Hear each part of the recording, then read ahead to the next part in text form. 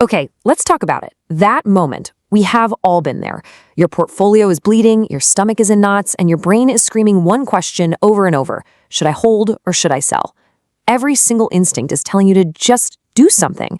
But what if the real fight isn't with the market? What if it's way, way closer to home? Seriously, think about that for a second. What if the biggest threat to your crypto isn't some new regulation, or a whale dumping, or even the coin you picked?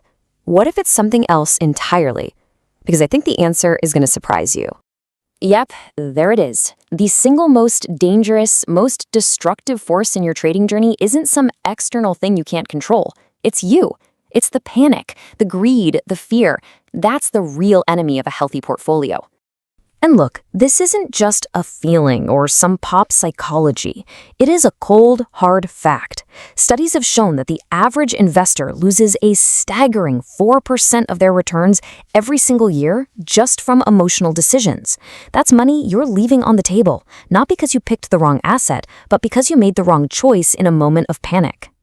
So this is the battle we're going to tackle head on together. We're officially trading in all that panic, all that greed, all that pure guesswork for a solid, logical framework. By the time we're done here, you are going to have an actual strategy, a checklist that empowers you to make decisions with confidence, not fear.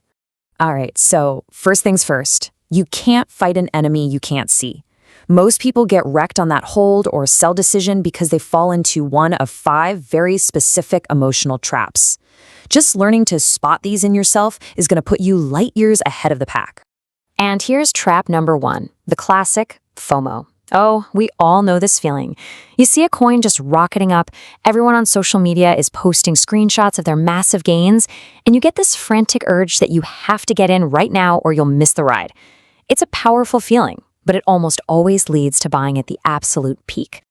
Now, on the complete opposite end of the spectrum, you've got FUD, fear, uncertainty, and doubt. Some bad news hits, the price starts to tank, and all of a sudden it feels like the project is just doomed, right? This is that little voice that screams at you to sell everything before it goes to zero, which often means you're selling at the very bottom right before things turn around. Next up is a sneaky one called anchoring. This is when your brain gets stuck on a number, usually the all-time high. You bought it at, say, $10. It went to $100, and now it's at $20. And you just refuse to sell because you keep thinking, but it was worth $100. Well, you have to remember, the market has no memory. It doesn't care what you paid for it. Oof, loss aversion. This one is tough because it's wired deep inside our brains. We humans hate losing way more than we enjoy winning. And that can make you hold on to a losing coin for way, way too long. Not for any good reason, but just because hitting that sell button feels like you're admitting you failed. And last, but certainly not least, we have the most dangerous trap of them all, revenge trading. You take a loss, you're angry, you're frustrated, and you immediately jump into an even bigger, riskier trade to try and win it all back in one shot. Trust me, this is the fast track from a small loss to a total catastrophe. Okay, so now you know what the traps look like. You can spot them. So what's the antidote? The next time you're staring at that chart and your heart is pounding, I want you to stop, take a deep breath, and just ask yourself 3 simple questions. You need to burn these into your brain. Question 1, why did I buy this in the first place? Go back to your original thesis. Question 2, has anything fundamentally changed about the project since then? And question 3, be honest with yourself.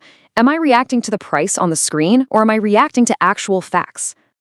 I love this analogy because it makes it so clear.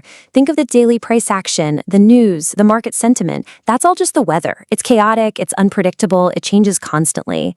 But the project's core technology, its team, its actual use case, that's the foundation of the house. You would never sell your house just because there's a thunderstorm, right? But you would absolutely sell it if you found a giant crack in the foundation.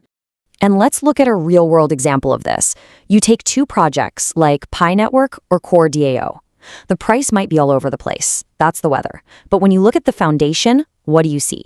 For Pi, you've got a smart contract upgrade, a DEX on the testnet, 18 million verified users. For Core DAO, staking rewards are still active. There's over $350 million locked up. The buyback plan is still in place. The weather might be stormy, but the house is solid. Now, it's really important you understand this. This framework is not about just holding on for dear life no matter what. Hodling forever sounds cool, but it's not a real strategy. There are absolutely times when selling is the smartest, most logical thing you can do. Let's talk about those.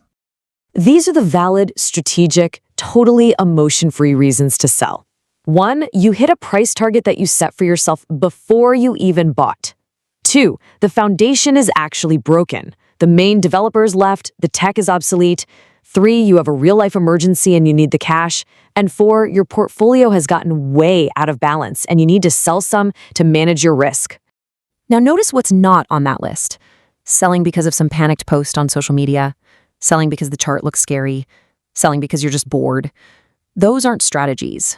They're just emotions wearing a cheap's disguise. Don't fall for it. All right, now for the fun part. Let's get tactical. I'm going to give you 2 incredibly powerful, yet simple tactics that will help you take profits and manage your risk like an absolute pro. First up is the house money principle. This is a total game changer for your psychology. The moment an investment doubles in price, you sell just enough to get your original investment back. That's it. Now, every single coin you have left has a cost basis of 0. You literally can't lose money. You're playing with the house's money, and the freedom that gives you is just incredible. The second tactic is the DCA Out Staircase. Look, nobody, and I mean nobody, can perfectly time the top of the market, so don't even try. Instead, you sell in stages. You decide your price targets beforehand, and when the price hits your first target, you sell 25%. When it hits the next one, you sell another 25%, and so on. This way, you're guaranteeing you take profits off the table, while still leaving some skin in the game in case it keeps running. So let's just take a step back and see what we built here. You are now walking away with a toolkit for making rational decisions that, frankly, most traders, even experienced ones, simply don't have. You have a system for putting strategy over emotion. So to recap, what are your key takeaways? When panic sets in, you use the 3-question framework. When a coin doubles, you use the house money principle to take your risk off the table. As the price goes up, you use the DCA Out Staircase to lock in profits.